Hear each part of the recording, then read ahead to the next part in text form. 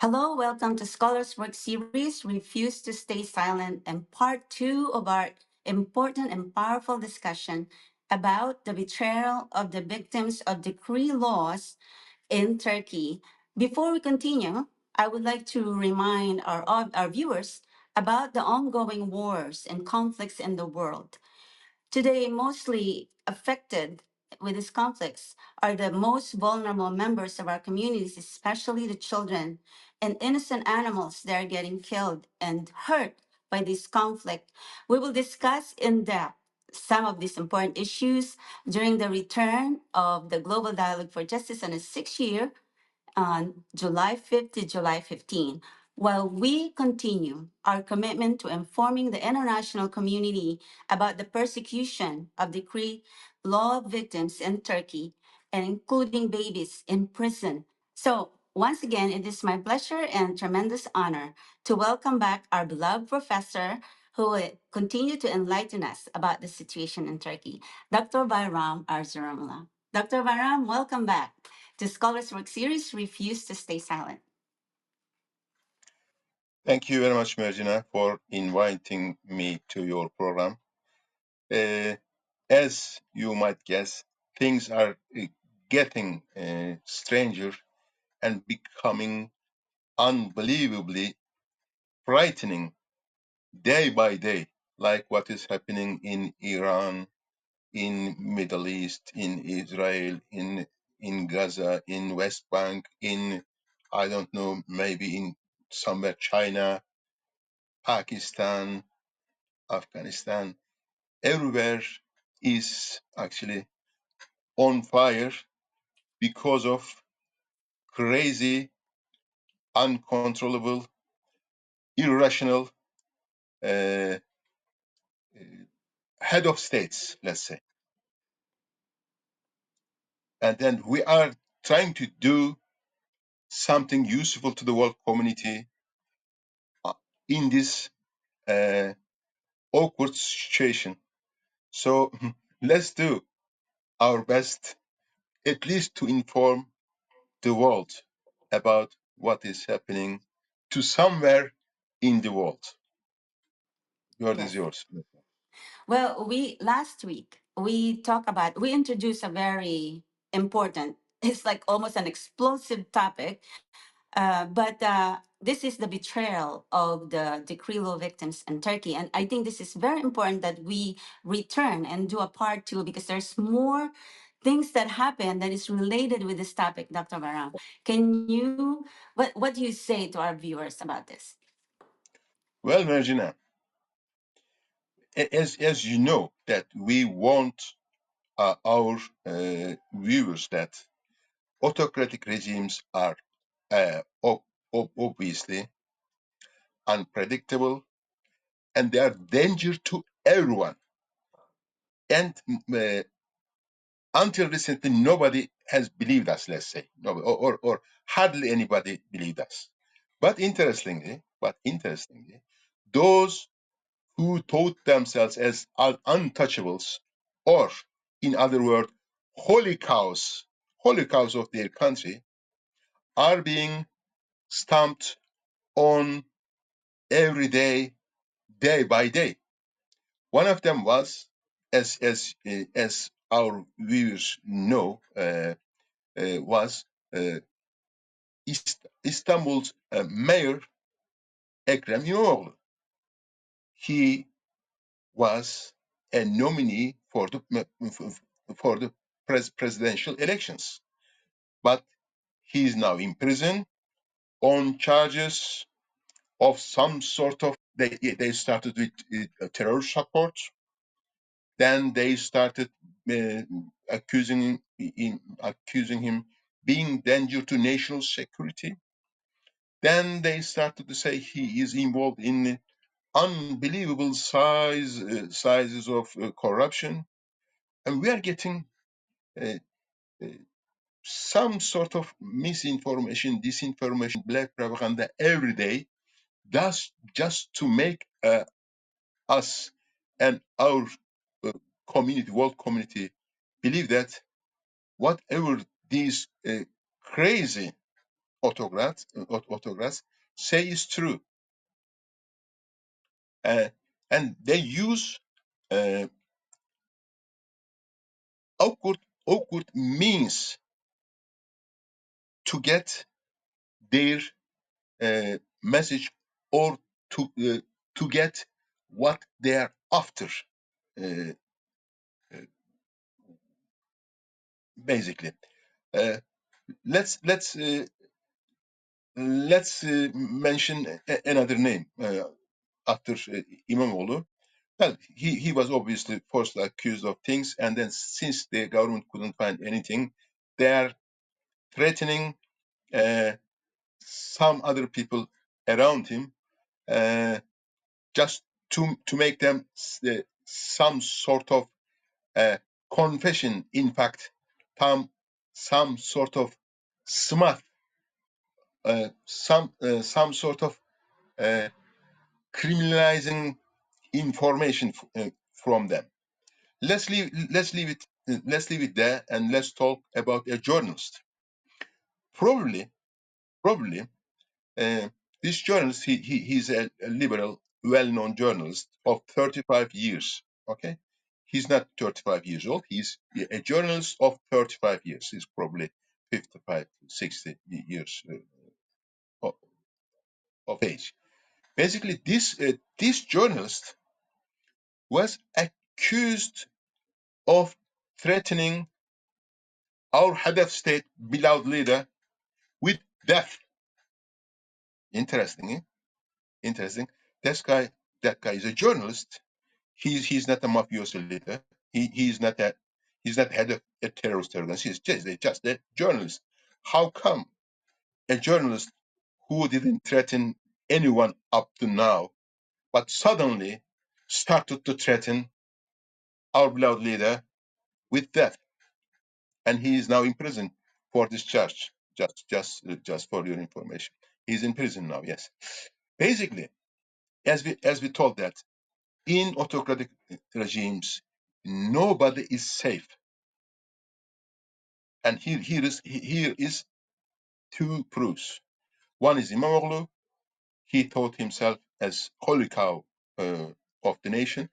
We don't mind him being holy cow of the nation, okay? But before the regime, he was a threat, and he is now in prison. And what about this journalist? Probably this journalist talked about things that our beloved leader didn't like. Otherwise, he wouldn't be put in prison. So basically, we warn world community, those who think that they are safe in their warm homes, in their warm houses, that they live in a democratic society with rule of law. Well, well, well, well. If you do not keep your eyes and mind open, what is happening in supposed to be, let's say, Middle East today will be coming to you tomorrow shortly. Uh, so either we are all safe from injustice, or nobody is safe, as uh, as in the examples of this journalist of 35 years, as in the examples of mayor of Istanbul. And there are 5 other mayors of different cities are in prison as well, just for your information. At least 2, if I'm not wrong, 2 political party heads are in prison as well, for, you might guess, with similar charges. That is why we warn world community again, as usual, that they shouldn't stay silent. They shouldn't feel that they are safe from what is happening, uh, crazy things in supposed to be Middle East. No, human beings are more or less the same. These craze could come to you anytime, anywhere, uh, well, shortly. That is why I want the world community, uh, well, to start fighting against injustice anywhere in the world, which means that either all of us are safe or nobody is safe in this world. Thank you very much, Merjina.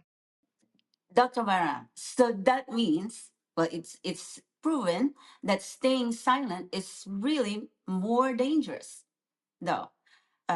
If we don't collectively, as a global community, we become, complicit and silent.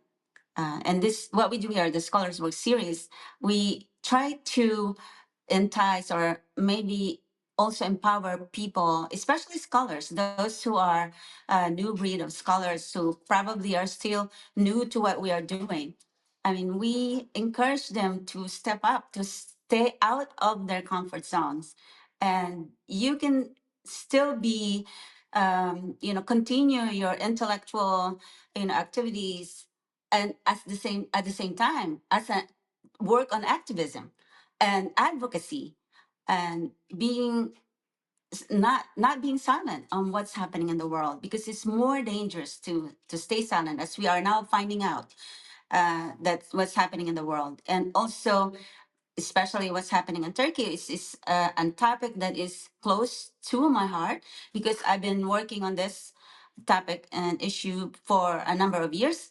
And even though I'm not Turkish, I found my calling on this issue, because I have so much heart for the innocent people, and especially the babies. The babies are in prison, and there is no reason for them to remain in prison because they are innocent.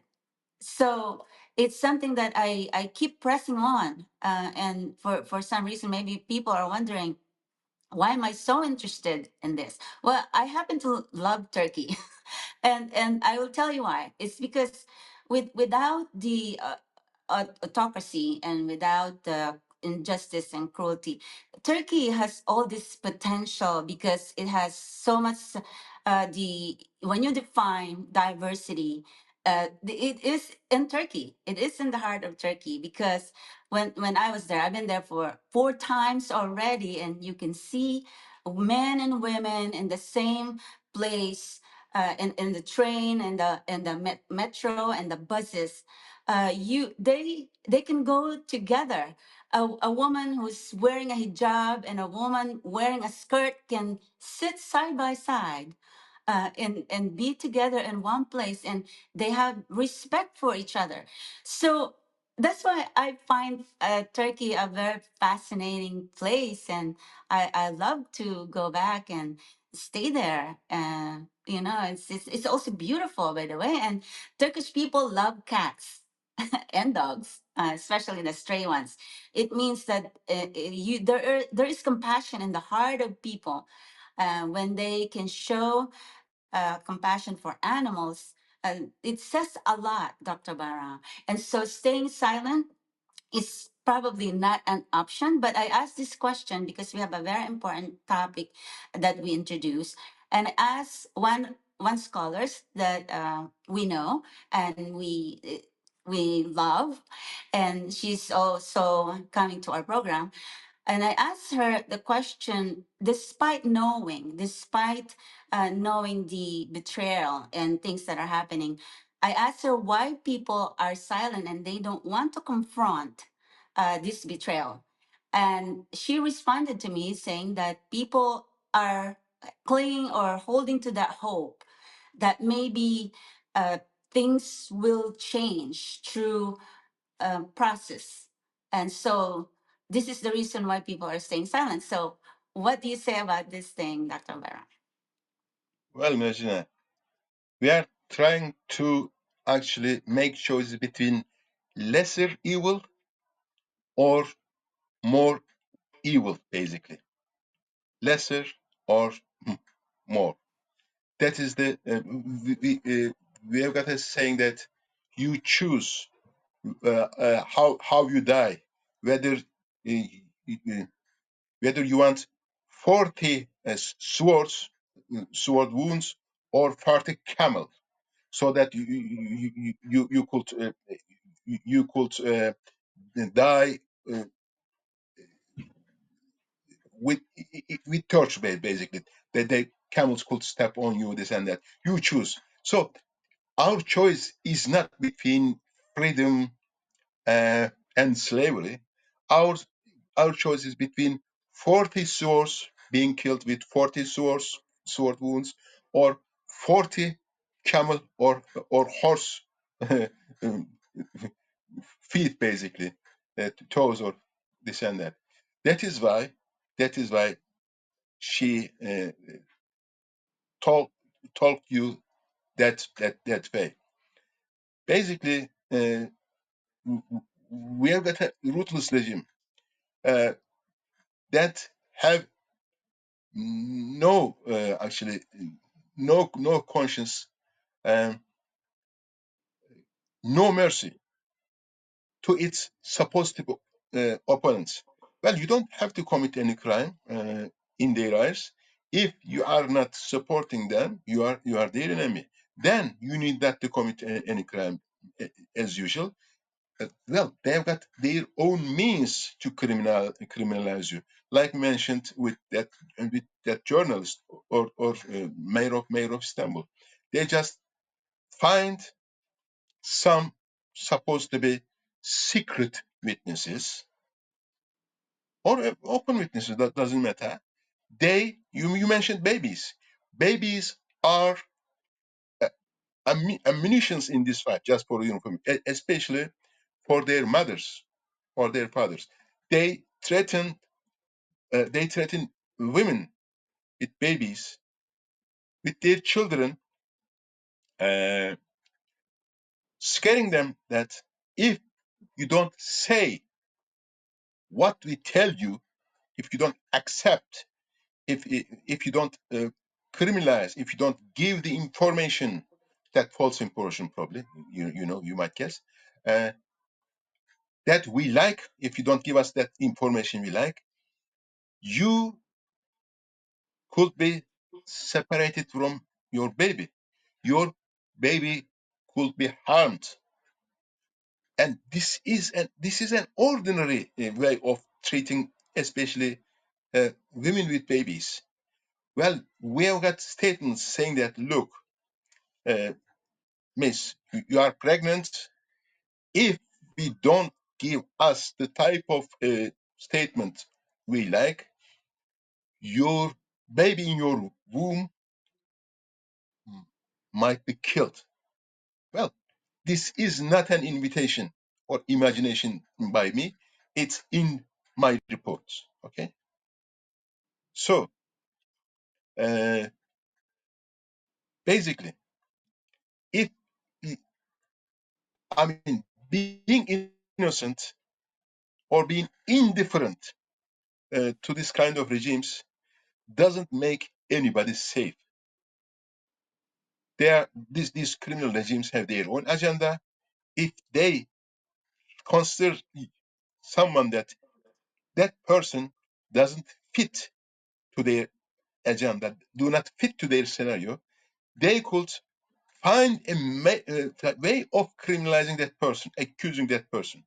Like, as we mentioned, mayors of different cities, journalists, and then these secret witnesses come into play, and then they uh, they are forced to criminalize the targeted person.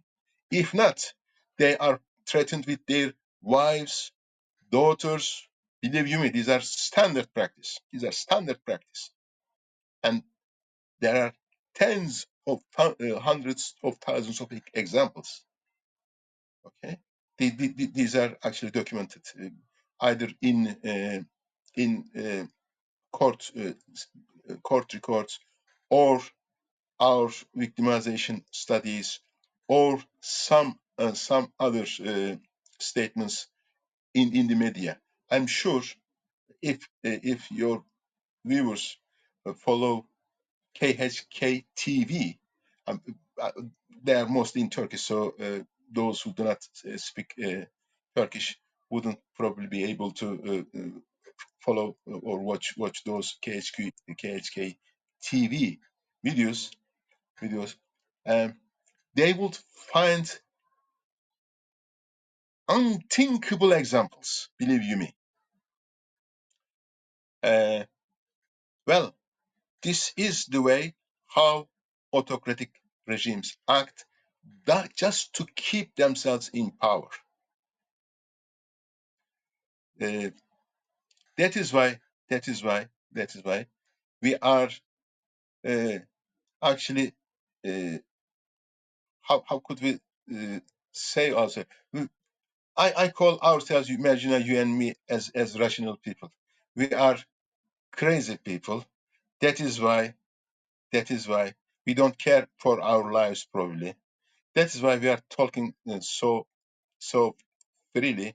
Otherwise, we wouldn't dare to make these programs. What will say? What would you say, Merjan? Dr. Bayram, those politicians, the people who are making decisions to wage war, to write laws, implement laws, they are politicians. They're doing this to maybe to win the next election, to please their base, and to probably please the people who supported them during election, the ones who funded their campaigns. But what we do, us, you and me, and other scholars who are, brave, we are advocating. We are the voices of those people who are affected by the laws and by the wars that they create, by the cruelty that they spread and they inflict on innocent. Our job and what we're doing, our mission, is to amplify the voices of those who are affected by their doing, by their doing or by their action or inaction by these politicians.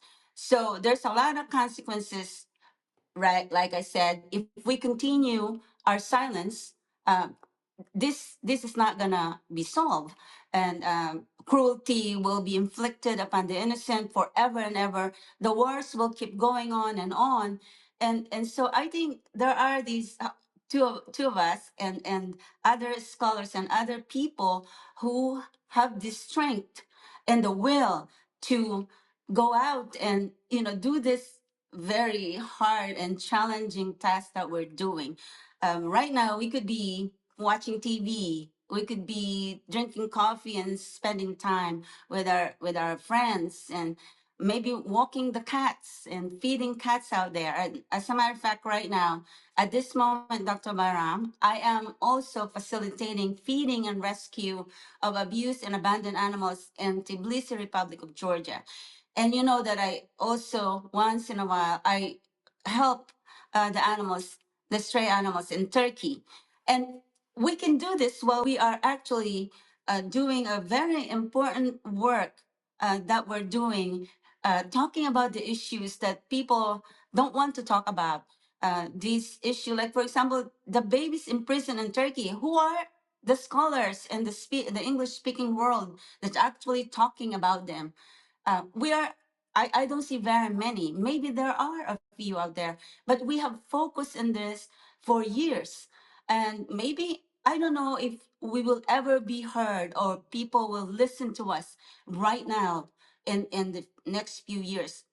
But I think in history and time, Dr. Vairam, when it's time for justice to return, our work will be dissected or will be used uh, to get justice, to get vindication for those are suffering. And millions are suffering inside and outside of Turkey. And it's not also in Turkey, but also we have in Gaza, all those innocent people, innocent children are being killed. We have the heart for this. This is what we do, and it's very heartbreaking things, but we still do it. And uh, I just hope that people will understand and they will join our mission. They will join the global dialogue. And it's coming. And as a matter of fact, Dr. Bayram, I would like to invite some our viewers out there for the Global Dialogue for Justice that is coming up on July 5th to July 15th. And I think this is a very important part of Turkish history. This around these dates, especially July 15 in 2016. We know this. Mostly, the decree laws, the state of emergency was declared, and then the decree laws happened, and we now have for years that you have talked about, that Dr. Fatma Zahra Fidan has talked about, Colonel Hussein Demirtas, Ahmed Kalkan, and all these people who have had this experience being victimized. But what happened in Turkey, the so-called coup attempt that happened on July 15, 2016, there's so much implication and the consequences to innocent people. And here we are. We're talking to you. We've been talking to you about it for 6 years. And the Global Dialogue for Justice International Hybrid Forum. And this is a very important, not just a project, a small project that happens every year that gets shown on YouTube. This is actually a reference, can be used as a reference, especially for those students and professors who are looking for important topics to discuss, to study, to research. These are very important topics within the persecution, the degree-driven persecution that's happening, and it's really still happening as we speak right here.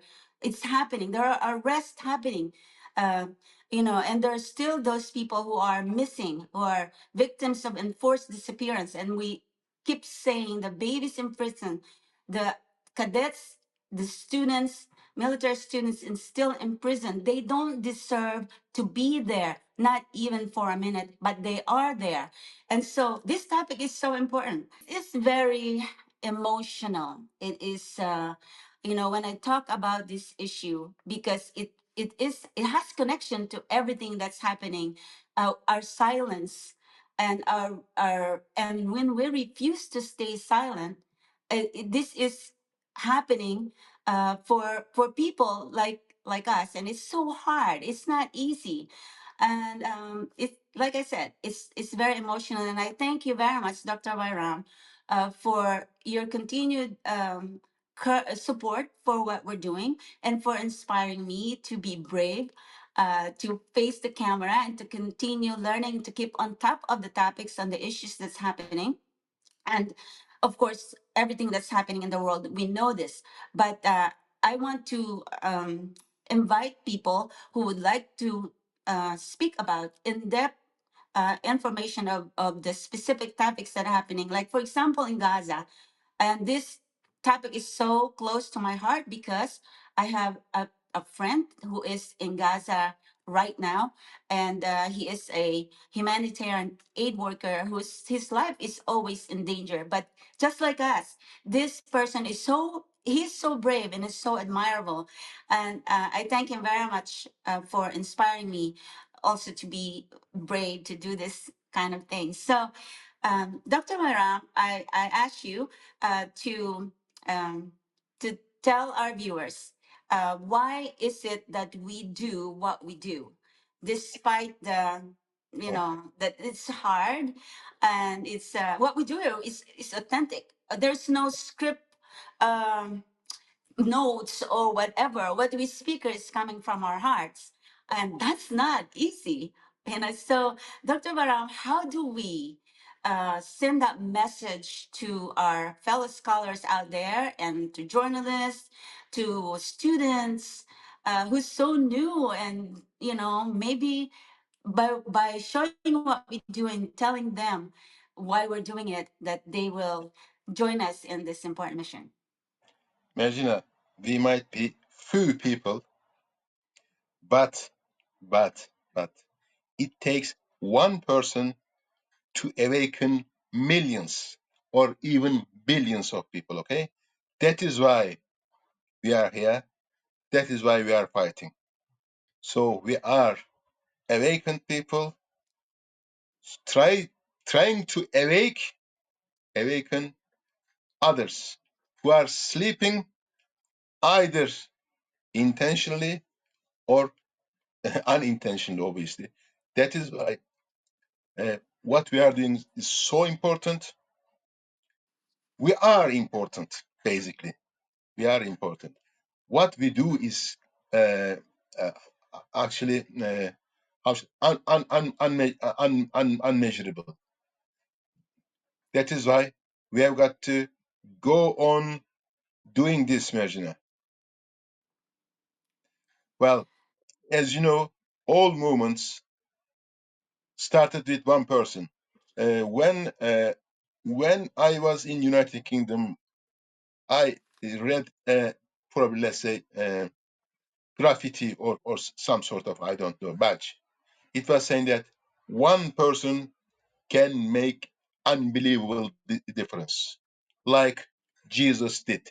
Okay, Jesus was one person, but as you know, his message beat Roman Empire. His message beat, maybe, I don't know, many other empires. Okay, so one person is important.